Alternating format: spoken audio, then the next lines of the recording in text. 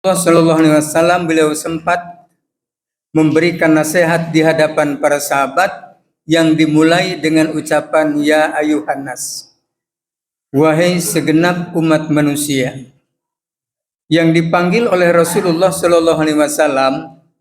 Kendati pun beliau berbicara di hadapan para sahabat, bukan sahabat yang dipanggil, bukan umat Islam pula yang dipanggil, tapi Rasulullah Shallallahu Alaihi Wasallam menggunakan kalimat ya ayuhan nas, wahai seluruh manusia. Dengan kalimat ayuhan nas, secara tidak terasa kita yang hadir saat ini pun termasuk orang yang terpanggil dengan khutbah Rasulullah Shallallahu Alaihi Wasallam. Kenapa kita termasuk orang yang terpanggil dengan khutbah Rasulullah Shallallahu Alaihi Wasallam, padahal kita tidak pernah bertemu? Betul Pak? Kita belum pernah bertemu dengan Rasulullah SAW. Yang pertama, tempatnya jauh, dan yang kedua, Rasulullah SAW 14 abad yang lalu telah dipanggil Allah Subhanahu wa Ta'ala untuk pindah ke alam kubur, alam barzah yang disebut alam rawatan sementara. Tetapi kenapa Rasulullah menggunakan kalimat ayuhan nas? Agar kita semua yang hadir pun termasuk orang yang terpanggil. Mau apa Rasulullah SAW memanggil kepada umat manusia? Qad adallakum syahrun azimun, sungguh telah memberi perlindungan kepadamu syahrun azimun, bulan yang agung, bulan yang mulia. Bulan suci Ramadan disamakan oleh Rasulullah dengan tempat bernaung, tempat berlindung. Apa yang dimaksud? Kalau kita introspeksi kepada diri kita masing-masing, jangan hidup puluhan tahun. Dari mulai bulan Syawal tahun yang lalu sampai bulan Sya'ban, 8 hari yang lalu, kita sebagai umat manusia hidup di alam dunia ini tidak terlepas dari berbagai macam kesibukan. Leres Pak? Seur uruskeun, seur uruskeun, seur anu kudu diuruskeun. Ya kan? Banyak itu. Belum yang berkaitan dengan masalah usaha, banyak orang yang berusaha untung dengan cara jujur, tetapi tidak sedikit orang yang berusaha untung dengan jalan manipulasi, merugikan orang, ya. Belum menipu malsu, ya. Belum juga di pasar itu banyak yang berdagang mengurangi leteran, timbangan, kulakan, sehingga disinyalir oleh Allah Subhanahu wa Ta'ala dalam surat Al-Mutaffifin, ya, dijelaskan oleh Allah, wailul lil mutaffifina, kecelakaanlah bagi orang yang hidupnya curang. Siapa mereka? Alladzina idzaktalu ala nasi yastawfun, apabila menimbang dari orang lain untuk dirinya dia meminta cukup, tetapi wa idzakaluhum awazanuhum yusirun, apabila menimbang dari dirinya untuk orang lain kadang-kadang menguranginya. Danu tukang dagang masuk aya we bohongna. Punten sana sedih dia ya. Di palih itu, palih kulon. Nah, maka di celah-celah itulah sabda Rasulullah SAW, hendaklah kamu berlindung di bulan suci Ramadan, ingat-ingat dosa yang telah lalu. Berapa persen amal soleh yang telah kita lakukan, berapa persen amal salah yang pernah kita terlaksanakan atau terlakukan. Bilih orang hidup di dunia ini banyak celak dan cacatnya, maka bulan suci Ramadan dihadirkan oleh Allah Subhanahu wa Ta'ala setiap tahun sekali, tazkiyatun nafsi, untuk membersihkan diri kita dari berbagai macam dosa dan kesalahan kita. Itu yang dimaksud qad adallakum syahrun azimun. Syahrun mubarakun, bulan Ramadan itu bulan yang penuh barokah. Kenapa bulan lain tidak disebut bulan barokah, sementara bulan Ramadan disebut bulan barokah? Karena mulai dari Janari, pada saat ibu-ibu, ingat ibu-ibu kalau Janari itu jam 2 sudah bangun, ya. Untuk apa? Untuk menghangatkan nasi dan lauk pauknya untuk sahur. Nah, di saat sahur Rasulullah menganjurkan tasaharu, hendaklah kamu makan sahur. Fa inna fi sahuri barokatan, karena di dalam sahur itu mengandung barokah. Barokah itu. Lalu setelah selesai itu kita melaksanakan sholat subuh. Sebelum subuh kita dianjurkan untuk melaksanakan sholat qobla subuh. Sholat sunat qobla subuh 2 rakaat. Nilai sholat subuh qobla subuh 2 rakaat itu Rasulullah menjelaskan khairun minad dunya wa ma fiha, lebih baik daripada dunia dengan segala isinya. Punten sangsara nak manusia kalau rajin datang ke masjid untuk melaksanakan sholat berjamaah, setelah azan sebelum sholat wajib dimulai kita sholat dulu 2 rakaat, nilainya lebih baik daripada dunia dengan segala isinya. Luar biasa, ya. Lalu sholat subuh, kalau tadi sholat sunat, sekarang sholat subuh. Sholat sunat dilakukan pada bulan suci Ramadan, maka nilainya sama dengan sholat wajib.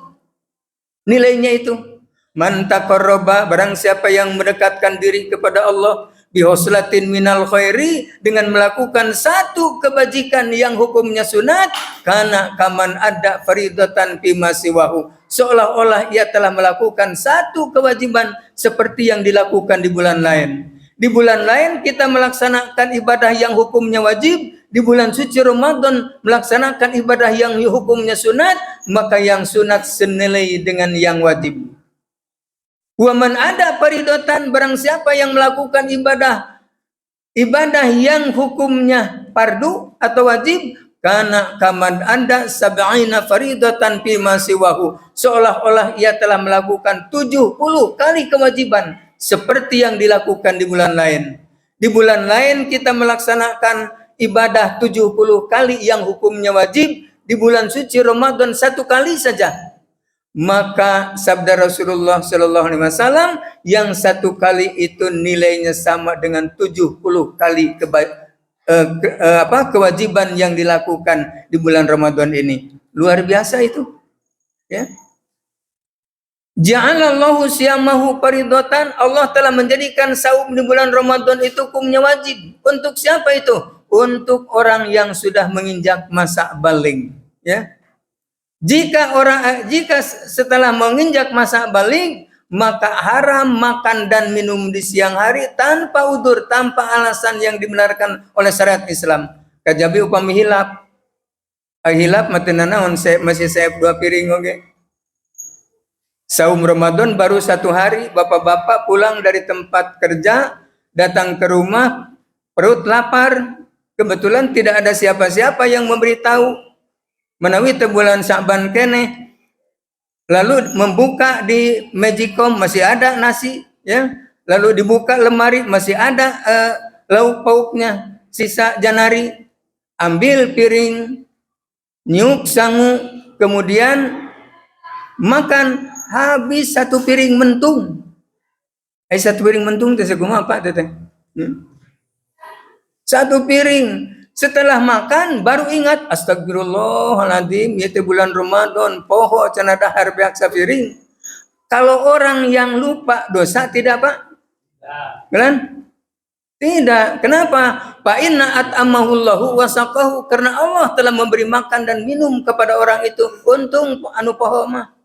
Asalnya aneh pohona, ulah pohoan. Peda jalma anu poho daya sanksi der ngadua ke Gusti Allah. Gusti abdi menyuhunkeun dihilapkeun saban dinten doraka teh mah. Jadi orang yang lupa itu 1, bila dilanjutkan saumnya, pahalanya tetap akan diberikan oleh Allah. Yang kedua, tidak usah qada. Yang ketiga, tidak usah bayar fidyah. Dan yang keempat, patuangan wareg. Untung anu hilap mah gitu ya. Kemudian Rasulullah menjelaskan wa qiyamal lailihi tatawuan, ya. Dan melaksanakan sholat di malam Ramadan itu hukumnya sunat. Tadi bahwa yang sunat itu akan dibalas sebagai pahala wajib. Yang wajib akan dilipat gandakan sampai 70 kali lipat. Kemudian di bulan Ramadan itu turun yang disebut Lailatul Qadar. Apa Lailatul Qadar itu? Malam yang agung. Kalau kita sedang beribadah kepada Allah Subhanahu wa taala di malam itu, lalu turun Lailatul Qadar, malam yang disebut Al-Qadar, maka itu nilainya khairun min alfi syahrin, lebih baik daripada 1000 bulan. Saya hitung 1000 bulan itu kurang lebih sekitar 83 tahun, ya. 83 tahun lebih 4 bulan. Pak Haji sekarang berapa tahun? Baru 55, belum sampai ke malam Lailatul Qadar, ya. Kalau ditakdirkan kita sampai umur 80 tahun, katakanlah 50 kali kita melaksanakan saum, ya, setelah menginjak masa balik. 50 tahun kali 1000 bulan. Luar biasa itu, ya. Melejitnya ibadah kita. Itu di bulan suci Ramadan. Sampai para sahabat itu merasa iri. Ya Rasulullah, katanya orang-orang yang terdahulu panjang-panjang umurnya. Ya, Nabi Adam umurnya 1000 tahun kurang 40. Nabi Nuh alaihissalam 950 tahun. Dan nabi-nabi yang lain panjang-panjang umurnya. Umat-umatnya pun panjang umurnya. Barangkali ya Rasulullah, kalau orang yang panjang umurnya banyak sekali amal solehnya. Sabda Rasulullah SAW, kendati pun kalian umurnya pendek-pendek, tapi Allah Subhanahu wa taala menurunkan yang disebut Lailatul Qadar, ya. Dengan Lailatul Qadar itulah menandingi orang-orang yang amal ibadahnya yang terdahulu. Begitu para hadirin, ya. Kemudian saya terakhir ini, man patara iman kana lahu magfiratan lidunubi. Barang siapa yang memberi makan kepada orang yang saum, kana lahu magfiratan, maka baginya akan mendapatkan ampunan dari Allah Subhanahu wa taala, wa itqu raqabatihi minan nar, dan di akhirat nanti akan dibebaskan oleh Allah dari azab api neraka. Luar biasa. Ya. Kalau kita punya bala-bala, punya goreng pisang, punya apa saja, sangatkan ke masjid dengan air teh yang hangat, manis. Nah, itu dimakan oleh orang yang saum untuk bukanya, nilainya selain daripada diampuni dosa, akan dibebaskan oleh Allah di akhirat nanti dari azab api neraka. Begitu para hadirin, ya. Terakhir, waman asba'a shaiman, barang siapa yang memberi makan kepada orang yang saum itu sampai kenyang, saqahullahu minhu syurbatan la yadma'u hatta yadkhulal jannah. Allah Subhanahu wa taala di akhirat nanti akan memberi minuman dari telagaku, seteguk yang ia minum tidak akan merasa haus hatta yadkhulal jannata, sehingga Allah Subhanahu wa taala memasukkan dirinya ke dalam surga, ya. Mudah-mudahan kita yang melaksanakan ibadah saum di bulan Ramadan ini, semoga Allah Subhanahu wa taala berkenan untuk mengampuni atas dosa dan kesalahan kita, dan semoga Allah Subhanahu wa taala memasukkan kita nanti di akhirat menjadi calon-calon ahli surga. Demikianlah yang saya sampaikan. Terima kasih atas segala perhatiannya. Mohon maaf atas segala kehilafannya. Aqulu qouli hadza astaghfirullah li wa lakum walhamdulillahirabbil alamin. Wassalamualaikum warahmatullahi wabarakatuh.